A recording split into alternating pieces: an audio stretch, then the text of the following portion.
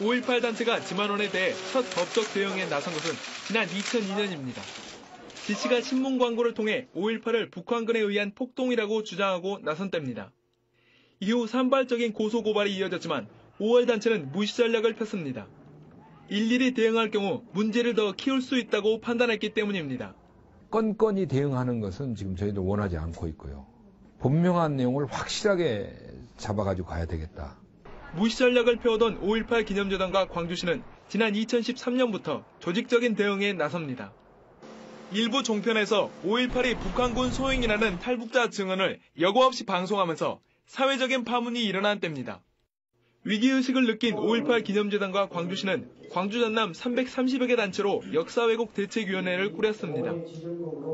대책위는 지난 12일 지만원을 검찰에 고소하는 등 세 차례 소송전을 벌였고 지난 3월에는 초등교과서에서 5.18의 의미를 축소한 교육부를 항의 방문했습니다.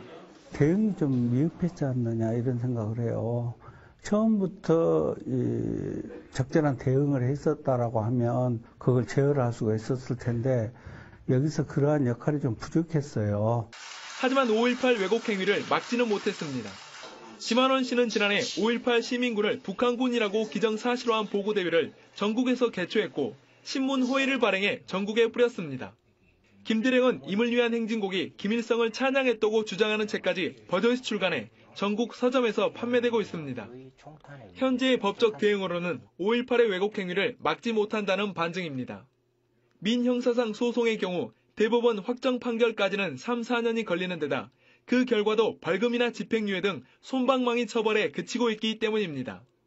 실제 5.18 단체가 고소한 지씨에 대해 대법원은 그 대상을 특정하지 않았다며 무죄 판결을 내렸습니다. 이제 무죄 판결을 받은 그 논리들이 적극적으로 홍보가 되면서 이제 그들의 5.18에 대한 왜곡 형태가 2013년, 2014년에 이르러서는 훨씬 더 이제 다양하게 이루어지고 구체적으로 이루어집니다. 그렇다면 대안은 없을까요? 유대인 600만 명 학살 사건을 겪은 독일 사례를 주목해보고자 합니다. 독일 형법 130조 3항, 이른바 대중선동죄 처벌 조항은 나치의 행위를 부인하거나 경시하면 최대 징역 5년에 처할 수 있다고 규정하고 있습니다.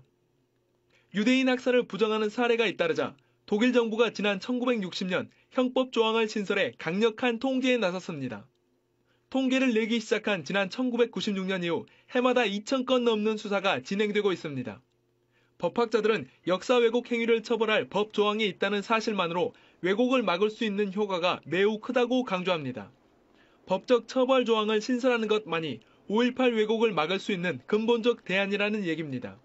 이런 형사 처벌을 통해서 이런 죄를 저지르면 안 되고 어떤 역사를 조금 왜곡하려고 하는 사람들한테 심판을 한다든지 약간 시그널을 보내는 것이죠.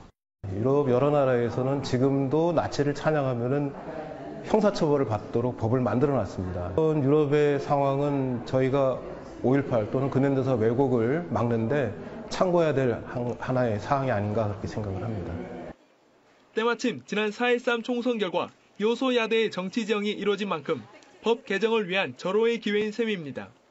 그 법적 수단들을 가결시킬 수 있는 의결 구조가, 국회 내 의결 구조가 다 충족되었기 때문에 아마 20대 총선을 앞두고 이런 의제들을 이슈화한다면 충분히 그걸 실현시켜낼 수 있는 그런 좋은 조건인 것 같습니다. 사회문화적인 교육 시스템과 풍토를 구축하는 것도 시급합니다.